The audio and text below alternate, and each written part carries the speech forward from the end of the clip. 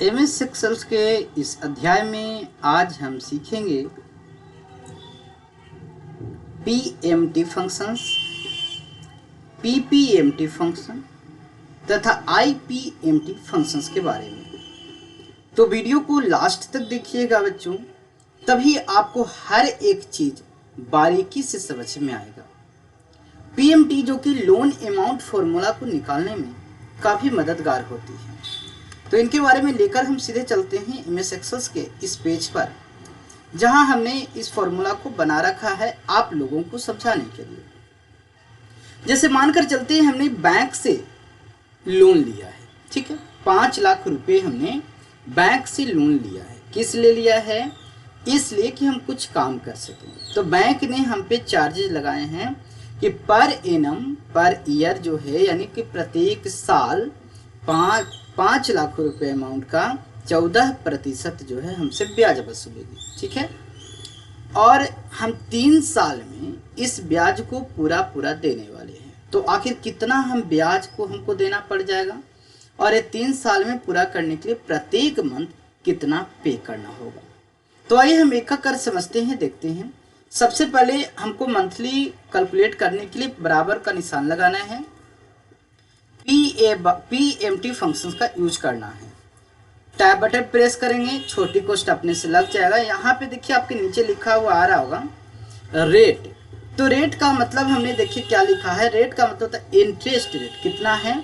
14%। और ये जो 14% है वो आपको कैसे है? तो ये जो 40% है ये आपका ईयरली है, सालाना है।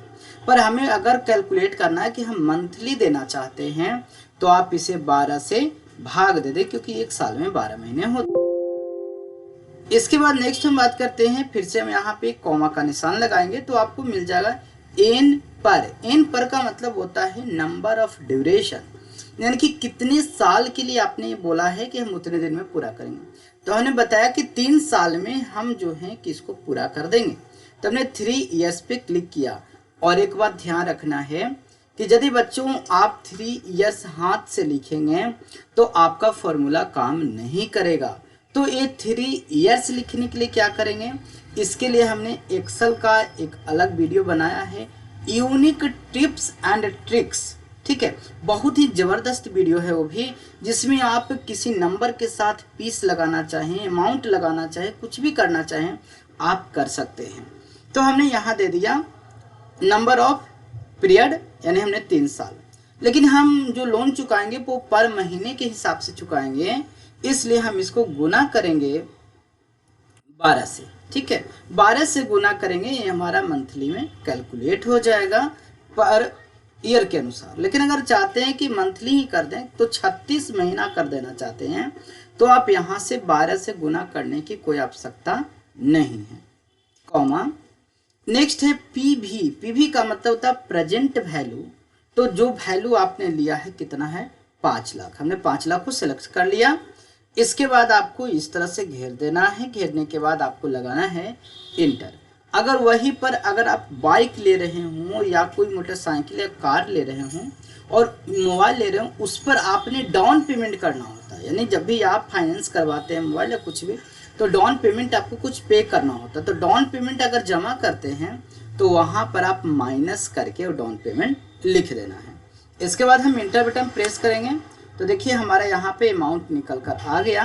थोड़ा सा हम डबल क्लिक करेंगे क्योंकि जो आपका ये है यहाँ पर जो RS लिख कर आ रहा, ये भी हमने उसी कस्टम फॉर्मूला का यूज किया है। तो एक बार यूनिक टिप्स एंड ट्रिक्स जरूर देखिएगा, 12-13 मिनट का लगभग वीडियो है, जरूर देखिएगा। तो देखिए 17,089 रुपया पर मंथ अगर हम दे देंगे तो 3 साल में 14% ब्याज के साथ 5 लाख रुपया हमारा पूरा हो जाएगा। अब इसी चीज को एडवांस में बच्चों हमने यहाँ पे एक लिस्ट बना रखी है जिसको हम आपको दिखाना चाहते हैं। देखिए नंबर ऑफ मंथ हमारा क्या है? 36 माह। तो हमने 1 से लेकर के यहाँ पर 36 माह तक का हमने एक लिस्ट जनरेट कर रखा है। इसके बाद है आपका पीपीएमटी, यानी प्रिंसिपल अमाउंट, यानी जो आपने जमा करना है, जो अमाउंट आपने बैंक से लिया है वो जमा करना है, मंथली के हिसाब से जमा करना है। तो आपको कितना जमा करना पड़ रहा और यहाँ पर आप देख पा रहे हैं कि जो हमारा IPMT है वो ब्याज बताता है कि आपने 11,255 पहला महीना में जमा किया और ब्याज कितना किया, तो 5,833 रुपया।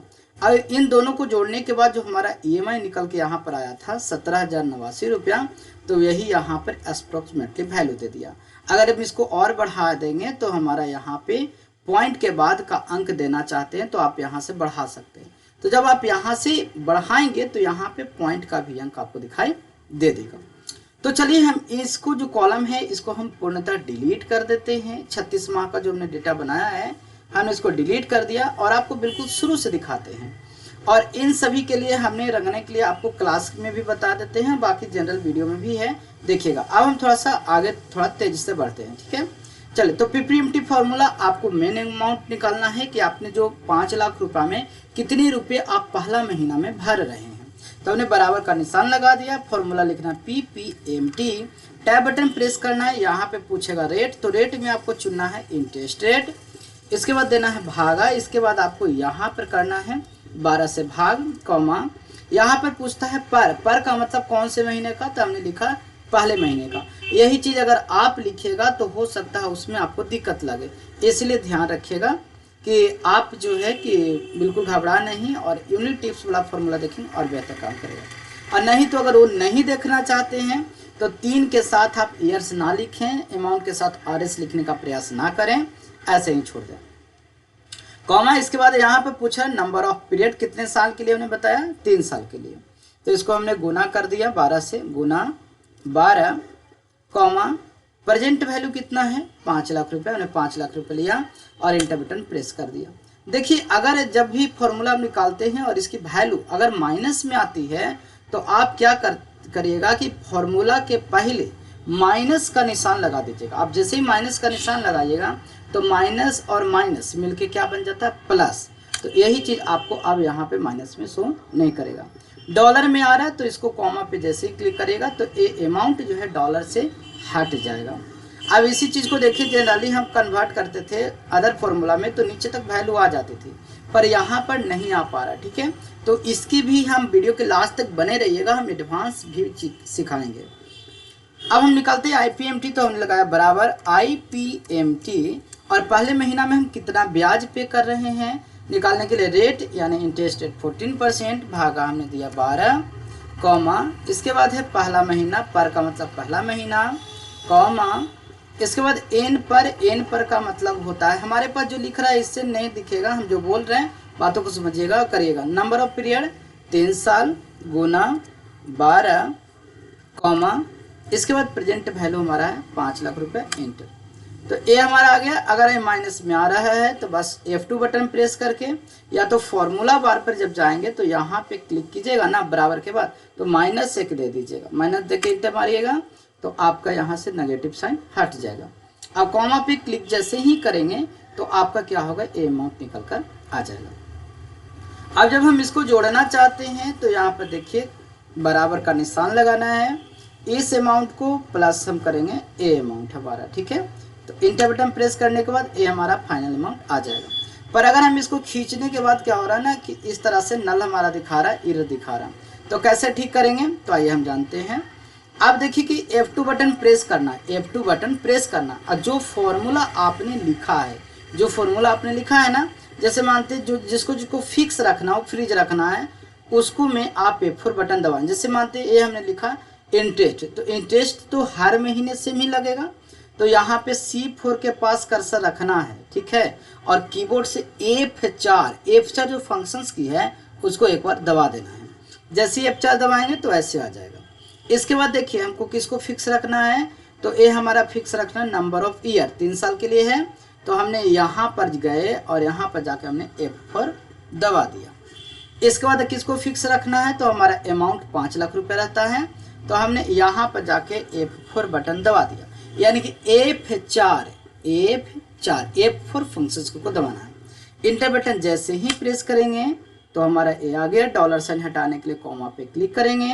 इसके बाद देखिए जैसे ही हम डबल क्लिक करेंगे या तो नीचे आप देख पा रहे हैं कि ऑटोमेटिक आपको 3600 महीना का रिजल्ट जो है आपको दे देगा। यानी कि इस तरह से जब आप खींचेंगे तो आपका पूरा 36 महीने तक का जो रिजल्ट है वो आपको बन के मिल जाएगा।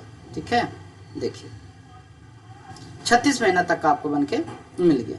आप 1 साल का निकालना चाहें, 6 महीना का निकालना चाहें, 2 साल का निकालना चाहें, निकाल सकते हैं। अब अगर आपको कभी दिक्कत लगे तो आप बिल्कुल पूछ सकते हैं, पूछने में कोई दिक्कत नहीं है। चलिए यहाँ पर भी देखिए फॉर्मूला को एडिट करते हैं, ठीक ना। यहाँ पे कर्सर ले जाएंगे, इसके बाद फॉर्मूला बार पे जाना है और हमें फ्रीज करना। तो फ्रीज करने के लिए F2 बटन दबा दीजिए तो और स्पष्ट से दिखेगा। आप C4 जो आपने सिलेक्ट किया है ना, इसको आप F4 बटन से फ्रीज कर लीजिए।